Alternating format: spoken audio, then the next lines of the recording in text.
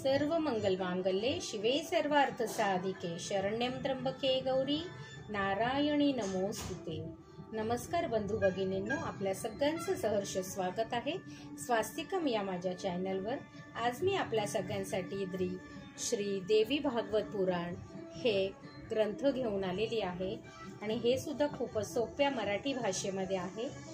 हे ग्रंथ पठण मी करणार आहे जेणेकरून आपण हे श्रवण करू शकता आणि देवीला भगवतीला हे तिच्या ज्या भक्तांपर्यंत पोहोचवायचं असेल त्याच्यासाठी ती मला माध्यम बनवून हे त्यांच्यापर्यंत पोहोचवेल।